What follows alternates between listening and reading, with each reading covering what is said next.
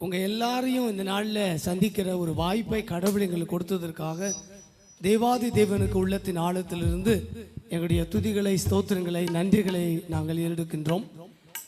இந்த ஜீவ வெளிச்சம் ஊழியத்தோடு எனக்கும் என்னுடைய மனைவி திருமதி மேரி விக்டர், எனக்கு அருமையான மகள் பிளஸி, எங்கள் 3 பேருக்கும் ஏறத்தாழ 20 ஆண்டுகளாக இந்த ஊழியத்தோடு நாங்களும் தொடர்ந்து பயணித்து கொண்டே இருக்கிறோம்.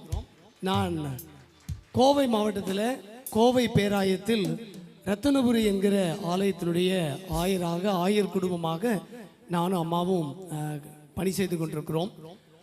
2008 வருடம் என்று நான் நினைக்கிறேன். 2008 வருடத்திலிருந்து இந்த ஜீவ வெளிச்சம் ஊழியத்தோடு நாங்கள் தொடர்பில் பயணித்து கொண்டு இருக்கிறோம்.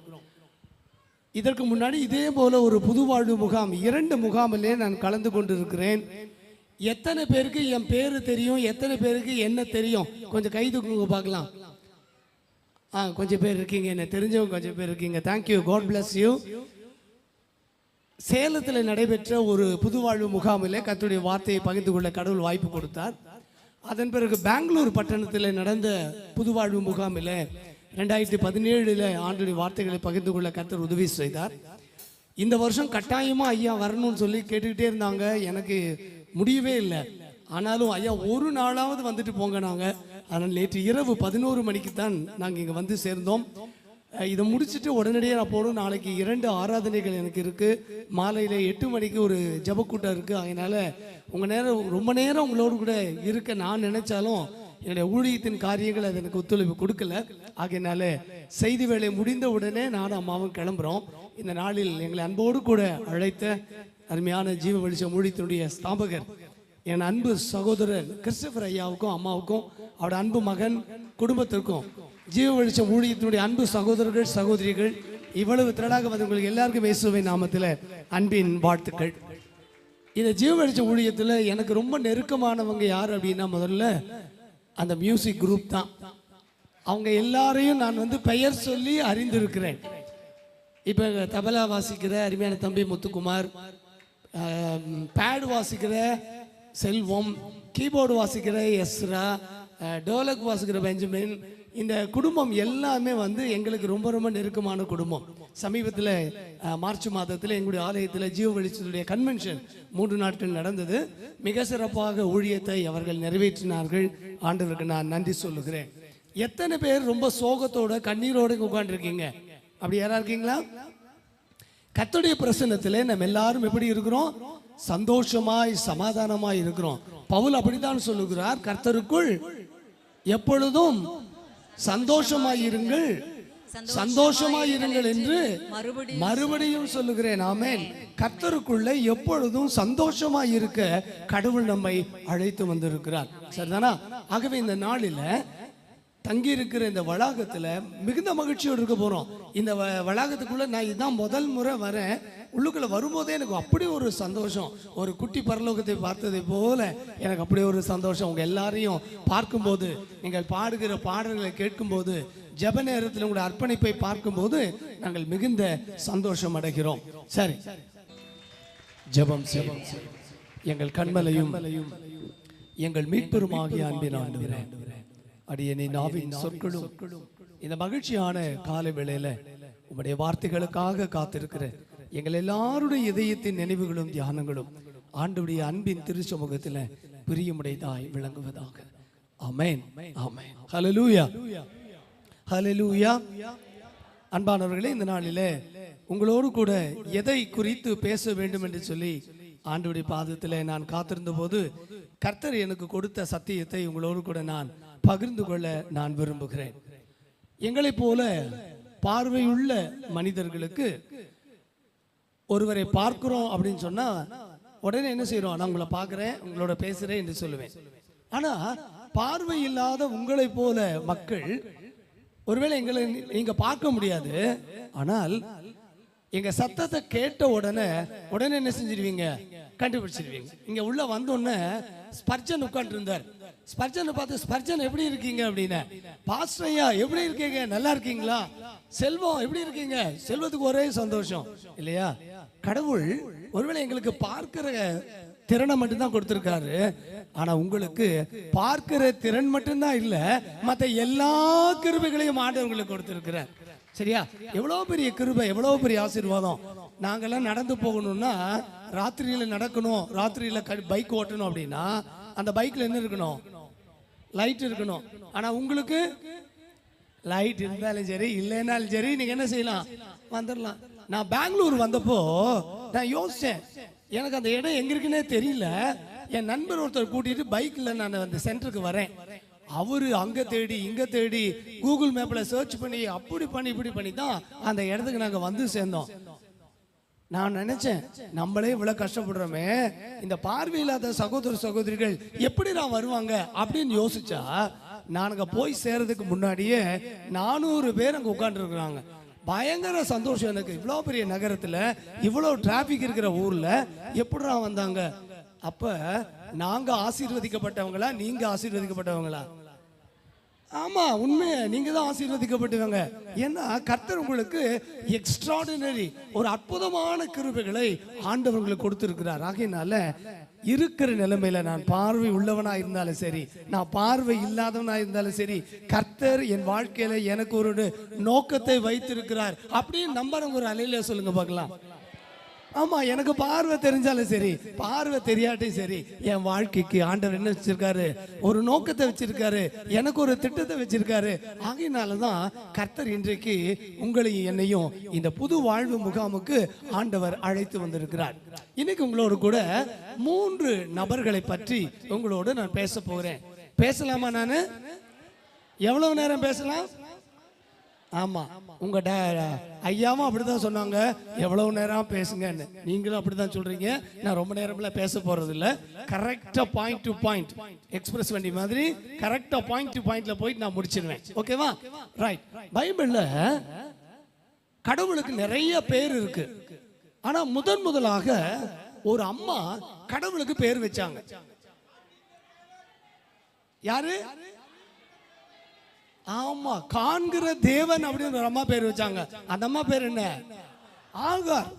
அந்த அம்மா தள்ளிவிடப்பட்ட ஒரு பெண், கைவிடப்பட்ட ஒரு பெண், விரட்டப்பட்ட ஒரு பெண், கடவுளுடைய ஆசீர்வாதங்களை இழந்து போன ஒரு பெண் என்று சொல்லி நினைத்து கொண்டு என்ன செய்யறாங்க? தன்னுடைய எஜமானனாகிய ஆபிரகாமின் வீட்டில் இருந்து தன்னுடைய எஜமானனின் முதல் மனைவியாகிய சாராளை விட்டு கர்ப்பவதியான இந்த பெண் ஆகார் என்ன செய்யறாங்க?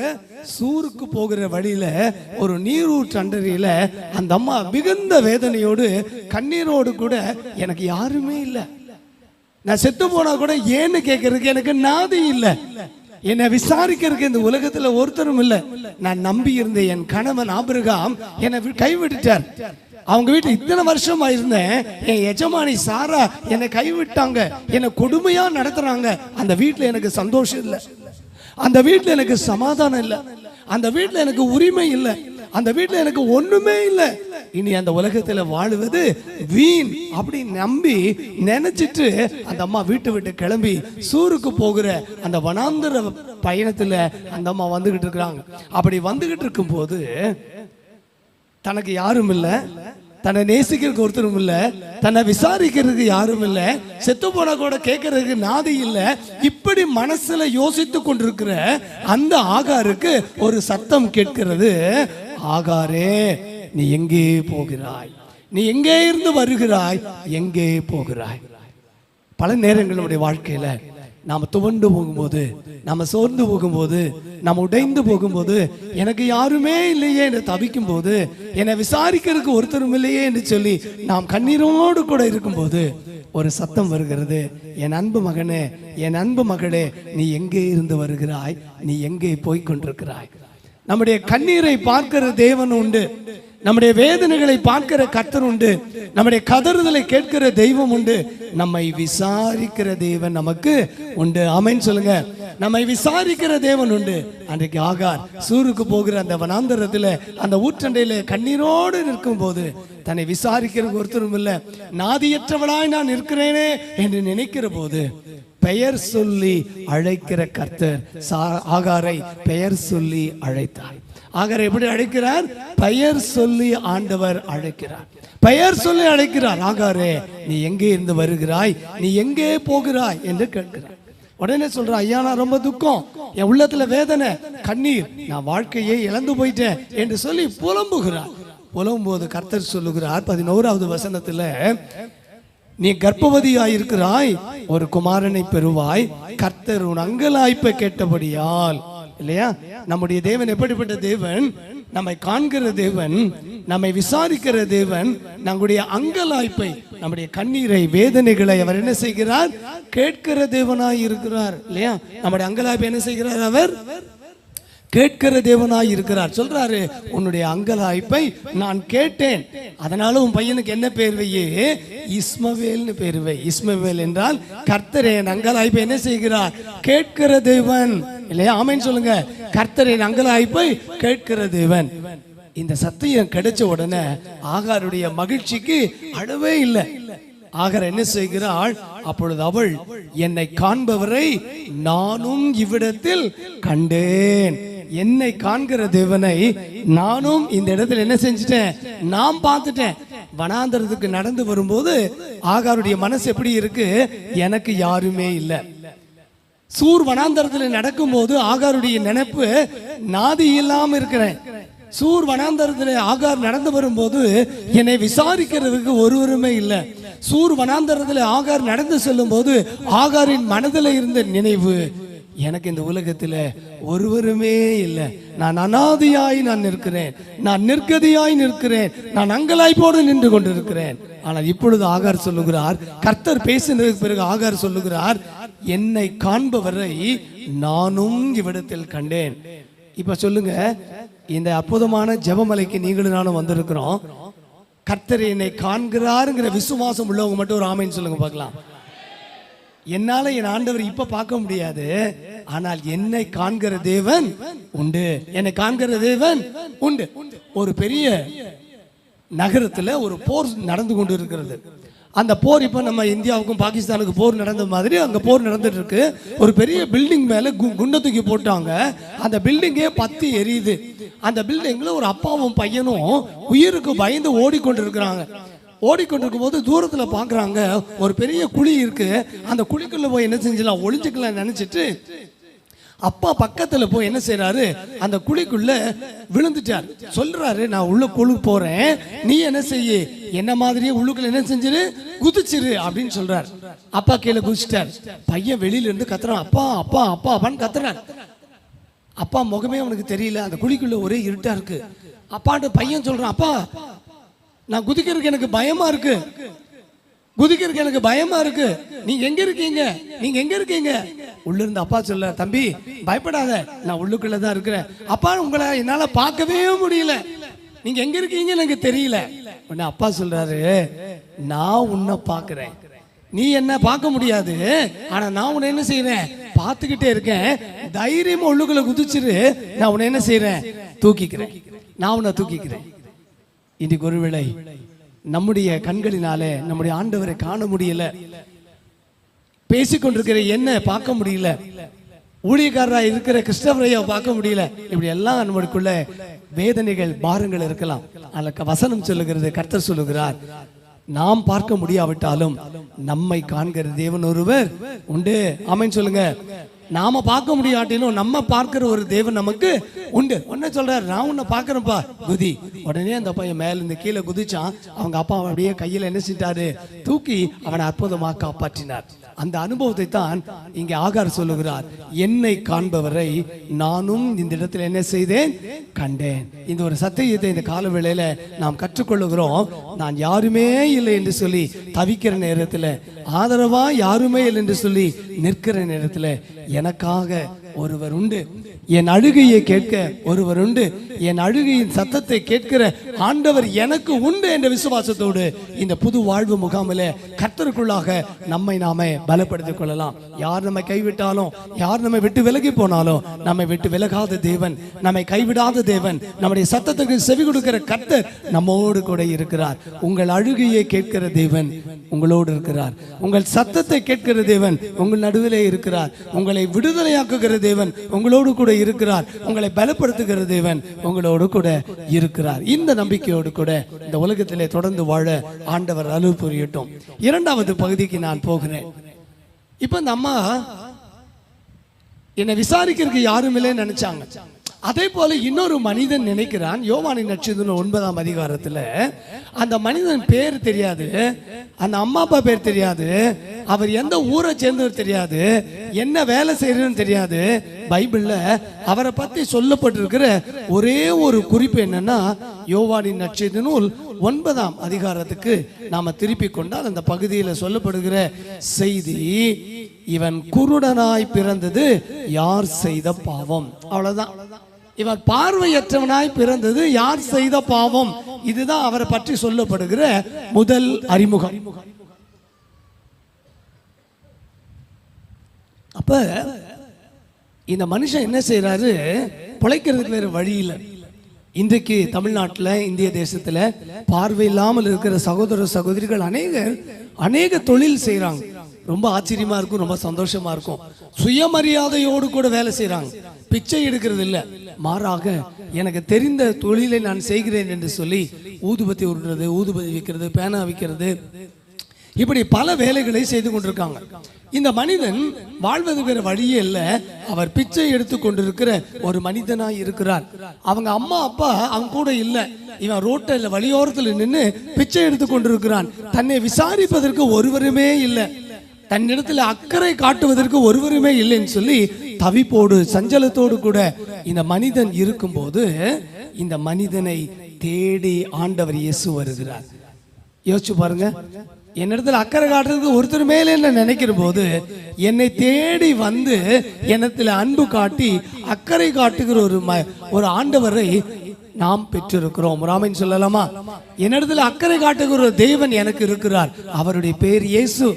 என்னிடத்துல அன்பு காட்டுகிற ஒரு தெய்வம் இருக்கிறார், அவருடைய பேர் இயேசு. எனக்காக பாரங்களை ஏற்றுக்கொள்கிற தெய்வம் உண்டு, அவர் பேர் இயேசு. என்னை குணமாக்குகிற தெய்வம் ஒருவர் உண்டு, அவர் பேர் இயேசு. இந்த இயேசு என்ன செய்யறாரு, வழியில பிச்சை எடுத்து கொண்டிருக்கிற இந்த மனிதனை ஆண்டவர் சந்தித்து அவனோடு கூட பேசுகிறார். அந்த மனிதனோடு கூட பேசி ஆண்டவர் என்ன செய்யறாரா, கீழே எச்சை துப்பி அதிலே சேர் உண்டாக்கி அவன் கண்களின் மேலே பூசி, நீ போய் சீலோவாம் குழுவத்திலே கழுவு என்றார். சீலோவாம் என்பதற்கு அனுப்பப்பட்டவர் என்று பொருள். உடனே இந்த மனுஷன் போறாரு, கழுவுகிறாரு, கண்களிலே பார்வையை பெற்றுக் கொண்டவராக திரும்பி வருகிறார். ராமன் சொல்லலாமா இல்லையா? நம்மை விசாரிக்கிற தெய்வம் நமக்கு உண்டு, நம்ம இடத்துல அக்கறை காட்டுகிற தெய்வம் நமக்கு உண்டு. தகப்பனும் தாயும் கைவிட்டாலும், யார் நம்மை விட்டு விலகி போனாலும் கைவிடாத தெய்வம், விலகாத தெய்வம் நம்மோடு கூட இருக்கிறார் என்பதற்கு வேதாகமத்தில் இந்த பார்வை இல்லாத மனிதன் சாட்சியாய் இருக்கிறார்.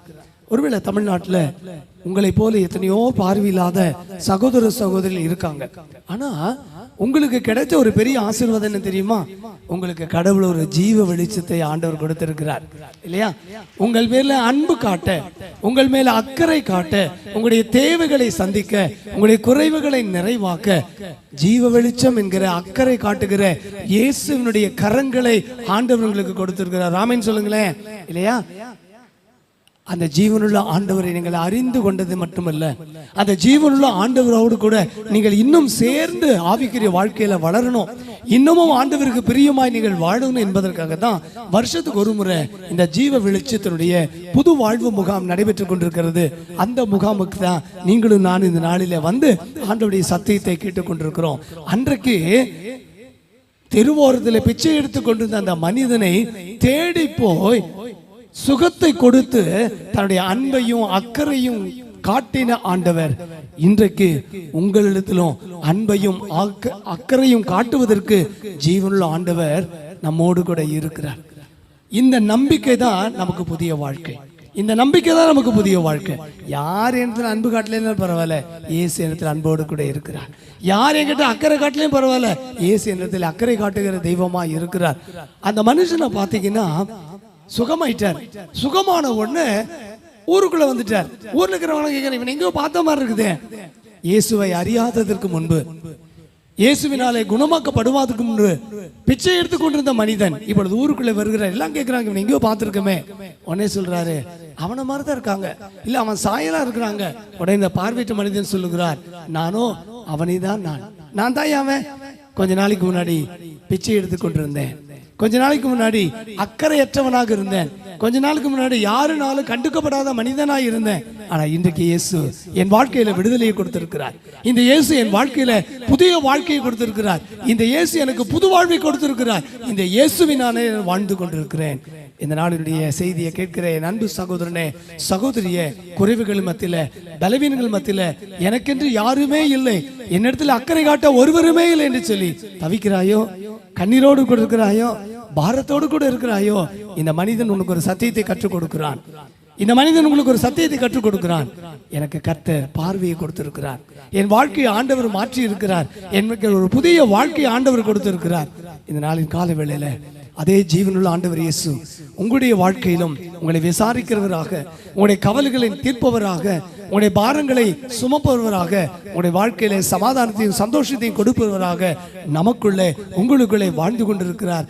இந்த புது வாழ்வை உங்களுக்கு கொடுக்க அவர் வல்லவராயிருக்கிறார். இந்த நாளில அந்த ஆசீர்வாதத்தை பெற்றுக்கொண்டவர்களாக கடந்து போக கர்த்தர் நமக்கு உதவி புரியட்டும். நிறைவான ஒரு செய்தியை உங்களோடு கூட லூக்காவின் நற்செய்தி நூல் 18ஆம் அதிகாரத்திலிருந்து உங்களோடு கூட நான் பகிர்ந்து கொள்ள போகிறேன்.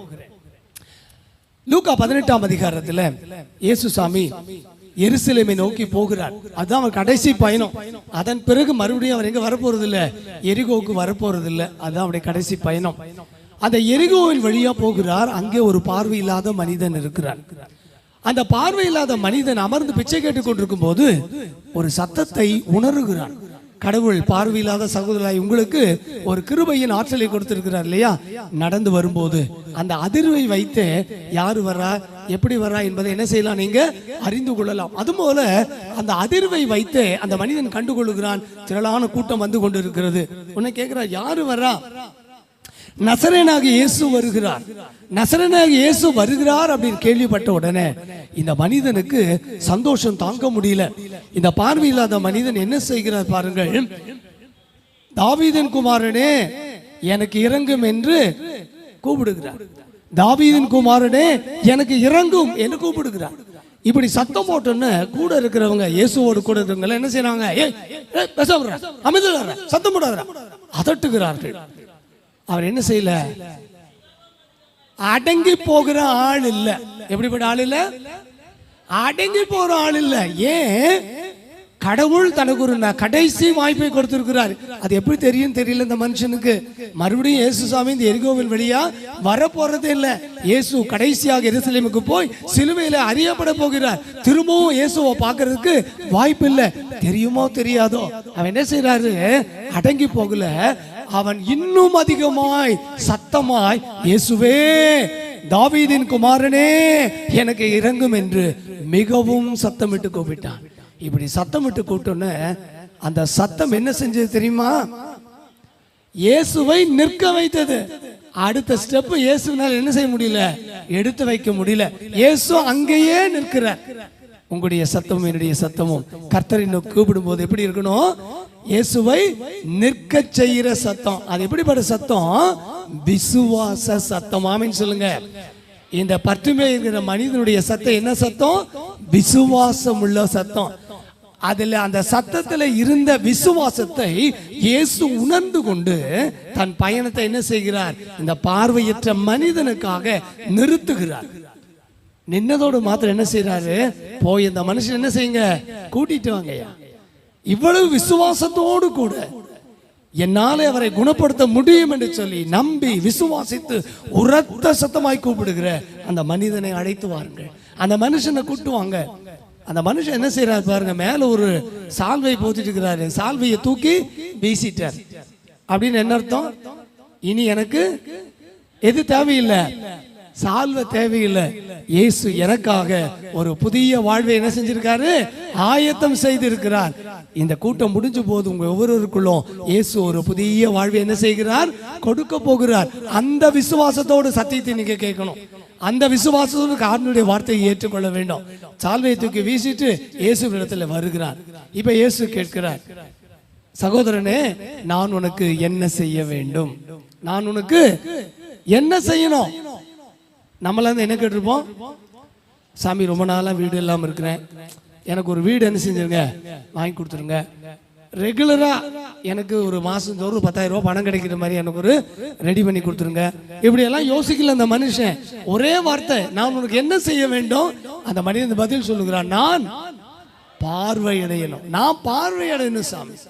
இந்த உலகத்தில் இருக்கிற மற்றவர்களை போல உங்களை போல எனக்கு பார்வை வேணும். எனக்கு பார்வை கொடுங்க ஐயா. விசுவாச சத்தமிட்டு இயேசுவை நிறுத்தினவன், இயேசு அழைத்த உடனே இயேசுவை நோக்கி வந்தவன், உனக்கு என்ன செய்ய வேண்டும் என்று கேட்ட உடனே இதுதான் எனக்கு தேவை என்று சொல்லி விசுவாசத்தோடு ஆண்டவரிடத்தில் கேட்கிறான். கேட்ட உடனே ஆண்டவர் சொல்லுகிற பதிலை பார்த்தா, நீ பார்வை அடைவாயாக, உன் விசுவாசம் உன்னை ரட்சித்தது. இப்ப அந்த விசுவாச சத்தம் எவ்வளவு பவர்ஃபுல் தெரியுதா? அந்த விசுவாசம் எவ்வளவு மேன்மையானது, அந்த விசுவாசம் எவ்வளவு வல்லமையானது என்பதை நாம் கற்றுக்கொள்ள முடிகிறது. நீ பார்வையடைவாயாக, உன் விசுவாசம் உன்னை என்ன செய்தது? ரட்சித்தது. 3 நபர்களை பற்றிய செய்தி இந்த காலவேளை கேட்டோம். 1, ஆகார், இந்த உலகத்தில் எனக்கு யாருமே இல்லை, என்னை விசாரிப்பதற்கு ஒருத்தரும் இல்லை, நாதியற்றவளாக நான் இருக்கிறேன். வனாந்தரத்தில் அலைந்து திரிந்து கொண்டிருக்கும் போது, ஆகாரே, நீ எங்கே இருந்து வருகிறாய், எங்கே போகிறாய் என்று கேட்டு விசாரித்து வாக்குத்தத்தம் கொடுத்த தேவனை அவள் பெற்றுக்கொண்டு சொல்லுகிறாள், என்னை காண்கிறவரை நானும் இந்த இடத்துல கண்டேன் என்று சொல்லி ஆண்டவருக்கு என்னை காண்கிற தேவன் என்று சொல்லி பெயர் சூட்டி மகிழ்ந்து தன் விசுவாசத்தை வெளிப்படுத்தினாள். ஆகார் கற்றுக் கொடுக்கிறாள், நீ எங்கே இருந்தாலும், நீ எந்த சூழ்நிலையில் இருந்தாலும், உன்னை விசாரிக்க ஒருவருமே இல்லை என்று சொல்லி தவிப்போடு சஞ்சலத்தோடு கூட இருந்தாலும் உன்னை தேடி வந்து அக்கறையாய் உன்னை விசாரிக்கிற தேவன் உனக்கு உண்டு, உன் அழுகையின் சத்தத்தை கேட்கிற தெய்வம் உனக்கு உண்டு என்ற சத்தியத்தை ஆகார் நம்ம கற்றுக் கொடுக்கிறாள்.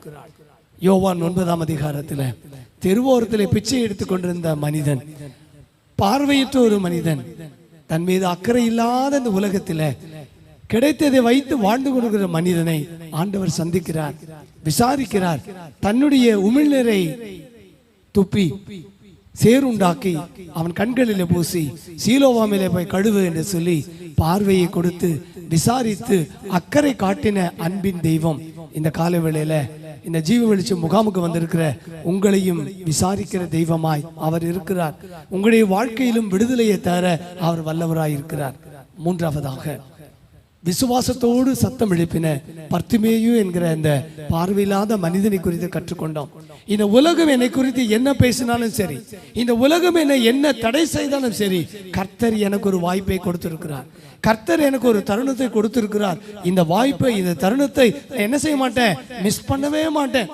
யார் என்னை தடை செய்தாலும் உறக்க சத்தமாய் கூப்பிடுவேன், இயேசுவிடத்தில் கேட்டதை நான் பெறுவேன் என்று சொல்லி விசுவாசத்தோடு கூட சத்தமிட்டு கூப்பிட்டு இயேசு அழைத்த போது அவர் பாதத்தருகே ஓடி வந்து அவருடைய வார்த்தையினாலே விடுதலையை பெற்றுக்கொண்டு கடைசியாக அந்த பகுதி முடியும் போது எப்படி முடிகிறோம் என்றால், உடனே அவன் பார்வையடைந்து தேவனை மகிமைப்படுத்திக் கொண்டே இயேசுவுக்கு பின் செல்லுகிறார்.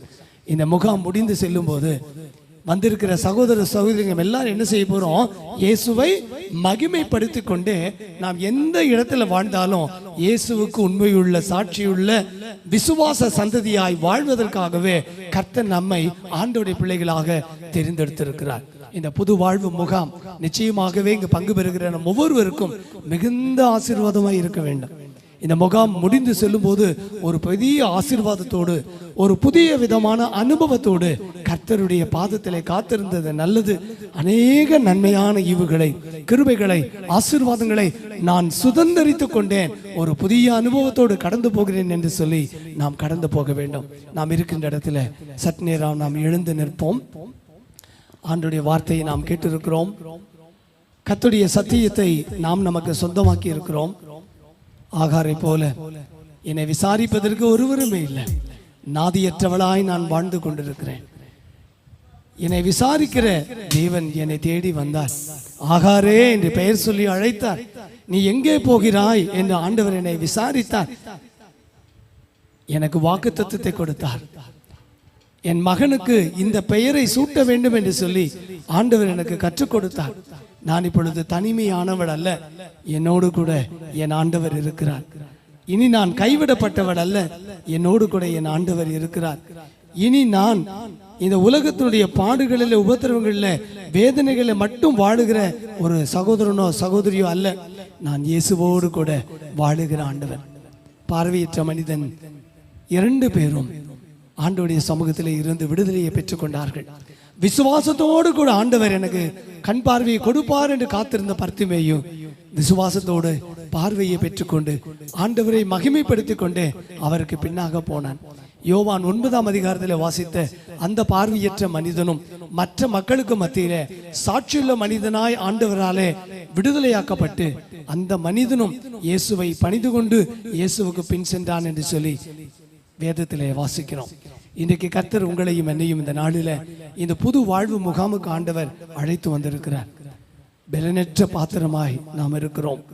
பல நேரங்களிலே பழுதடைந்து போகிறோம். D minor Ezra, D minor, D D D 2. பலனற்ற பாத்திரம் நானே, பழுதடைந்தேன் பலமுறை நானே, கரம் தொட்டென்னை வனையும் உலகுக்கு ஒப்பாக மாற்றும். இந்த பாடலை நான் பாடுகிற போது இந்த கூட்டத்துக்கு வந்திருக்கிற அன்பு சகோதர சகோதரிகள் நம் ஒவ்வொருவரும் ஆகாரை போல ஆண்டவரே நான் தவித்து கொண்டிருந்த நேரங்களில் என்னை தேடி வந்தீரே, என்னை பெயர் சொல்லி அழைத்தீரே, என்னை காண்பவரை நானும் கண்டேனே ஆண்டவரே, உமக்கு நன்றி என்று நாம் சொல்லுவோம். பார்வையற்ற மனிதனாய் வழியருகிலே பிச்சை எடுத்துக் கொண்டிருந்தேன். என்னை விசாரிப்பதற்கு, என்னிடத்தில் அன்பு காட்ட, அக்கறை காட்ட ஒருவருமே இல்லை என்று சொல்லி தவித்த போது, இனி இந்த வழியாக இயேசு ஒருபோதும் வரப்போவதில்லை. கர்த்தர் எனக்கு கொடுத்த இந்த வாய்ப்பை நான் பயன்படுத்திக் கொள்கிறேன். அடுத்த ஆண்டு இந்த முகாமுக்கு நான் வருவேனோ வரமாட்டேனோ எனக்கு தெரியாது. ஆனால் கர்த்தர் எனக்கு ஒரு நல்ல வாய்ப்பை இன்றைக்கு கொடுத்திருக்கிறார். கர்த்தர் இன்றைக்கு கொடுத்த இந்த வாய்ப்பை நான் பயன்படுத்திக் கொள்ளுவேன். என்னை அர்ப்பணிக்கிறேன் ஆண்டவரே என்று சொல்லி கர்த்தருடைய கரத்தில் நம்மை அர்ப்பணிக்கலாம். பலனற்ற பாத்திரம் நானே, பழுதடைந்தே பலமுறை நானே, பலனற்ற பாத்திரம் நானே, பழுதடைந்தே பலமுறை நானே, கரம் தொட்டென்னை வனையும் உலகுக்கு ஒப்பாக மாற்றும், கரம் தொட்டென்னை வனையும் உலகுக்கு ஒப்பாக மாற்றும். பரமனே பரமனே பலமுறை வேண்டேனே, தேவனே தேவனே தேற்றியை மீட்டிடுமே, தேவனே தேவனே தேற்றியை மீட்டிடுமே. பலனற்ற பாத்திரம் நானே, பழுதடைந்தே பலமுறை நானே.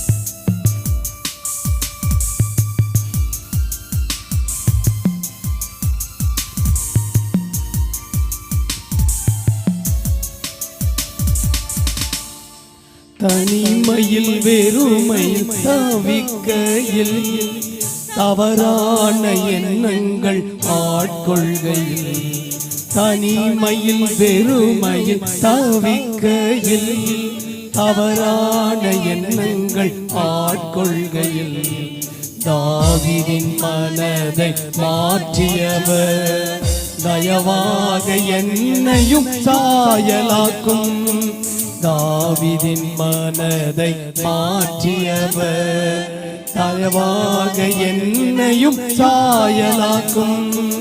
பரமனே பரமனே பலமுறை வீழ்ந்தேனே, தேவனே தேவனே தேற்றியை மீட்டிடுமே.